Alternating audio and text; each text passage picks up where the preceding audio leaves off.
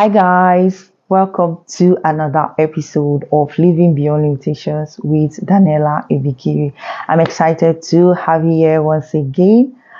Happy new month, guys. Welcome to the month of December. So I am thankful to God because I turned 35 last month on the 23rd of November. As you can see, yes, I'm 35 and fabulous. Okay, so guys, I'm so excited for the gift of life because looking back at the year 2018, I was depressed and suicidal, and I attempted suicide several times, of which I'll be sharing that story with you today, like I mentioned in my previous episode. So it all started when I was moving from one hospital to another, and there was no solution. I also went to a couple of churches, and no miracle happened. So I became hopeless, and I realized back then I even had more faith in the doctors than I did in God. Yes, my faith in God was not so strong. So I was like, if the doctors could not do anything, then this is how I'm going to be for the rest of my life. So I am not going to live like this. It's better I end my life. Yeah, I became ashamed. I was depressed, coupled with the fact that I was taking some drugs, steroids that got me really fat. So I was like, oh my God, see my looks. Just this fat, ugly girl. Like I couldn't see clearly again, and on top of that, I look fine because my looks was very, very important to me. So I was like, no, I can't do this. And back then, I had this negative perception of visually impaired persons growing up in a society like ours where they see visually impaired people as less human. So I didn't want anybody to perceive me like that, to define me as a visually impaired person. So I was like, since I'm now worthless, I can't really do anything with myself again. So it's better I just end my life, God. So I started thinking of ways to end my life, but just alone in my thoughts. I didn't speak out. And I gave myself a deadline that when my daughter was turning one back then in February 2018, I was going to end my life if my sight doesn't get corrected, because I couldn't imagine myself celebrating my daughter on her first birthday without seeing her clearly, how she really looks like on her first birthday. And so fast forward to that day.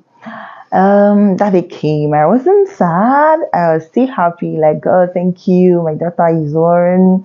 We celebrated. I took some pictures and I was fine.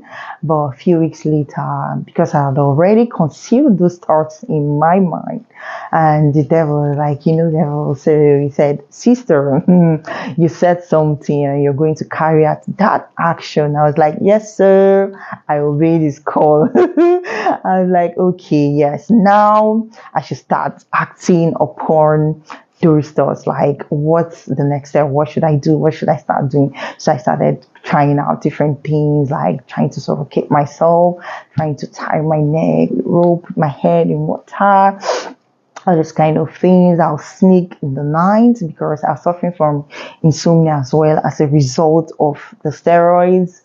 I'll wake up, try to cut myself. I didn't succeed. My husband had no idea until one day I was reacting to the drugs again, and I was behaving funny. So my husband had to take me to the hospital for a checkup. And at the reception, I just intentionally felt that, let me just hit my head. And, die or something bad just happens to me, and they rushed me to the emergency, and they got to realize I didn't collapse. I did it intentionally, and they got a psychiatrist to talk to me, and I opened up that I'm tired of life because I'm not worthless. Like, I really can't do anything myself, so it's better I just die. That was how my husband got to find out. He became unsettled, worried, scared. So he became watchful of me and a few people in the house. They always make sure I am far away from anything that could harm me then. So, but then I was still trying to do things. I tried to light myself up with fuel. I went to search for the keg of oil, but I didn't find it. Yeah, I took insecticide like ray, like fish in my mouth. Nothing happened. I took hypo. Yeah, I know people take bleach and they just die, but I took hypo like half a bottle. Got so kind. I threw it up. I was rushed to the hospital, but nothing happened. I was cancelled and all. I didn't want to hear anything. All I could think of, like, let me just end my life. So I continued. I tried running out of the house, maybe to get a bike and go to the pedestrian bridge and just, jump down and fall from the bridge.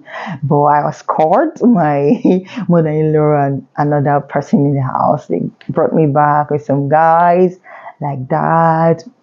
I jumped into a canal, hoping that, one sharp things can just cut any part of my body, maybe my brain just divide the brain, like, I just die, go from there. But nothing happened. I was rescued by my mom and two other guys. I was so furious. Ah, there was a day I was coming back from the office with my husband. He was driving and it was raining, and I saw a truck coming close to us here because I have very low vision though, so I can see when things are close to me. So I opened the door, removed my seatbelt, open so I could just go out and get hit by the truck. But God will have him out, so I was quick enough to pull me back, and he was furious and scared, like, you want to kill yourself and you want to join me for the matter, like, oh my God, you don't care about our daughter. But then I really didn't care about anything, anybody, and my husband or my daughter. I was just physically present, but mentally, emotionally, spiritually, I was absent, disconnected from them, disconnected from everybody around me. I was too ashamed to reach out to anybody. The only thing I could think of was how to end my life. So I tried again. I got hold of my mom's drugs, PP drugs and pain relief, like Lexotan kind of drugs that you just take little when you sleep for long, like maybe you can just pass if you take much. But then it was about like 40 different pills, and I just quickly took them when everybody just outside. I was alone in the room, hoping that like this time around, like, I don't die, like. So I took the drugs. Goodbye world. I laid down on the bed, open. They would just come in and see my dead body, but hello, I am here. So I didn't die as well. I woke up, I was furious, like, where am I hope it's hell or heaven or somewhere. But I realized I was still in the same room. I was like, God, he don't get sense. Like, me telling God, like, I was going nurse, you don't have sense. How can you keep me like this? I don't care about my husband, my daughter. I don't care about you, God, anybody. And you're still keeping me alive. I am useless. I'm worthless.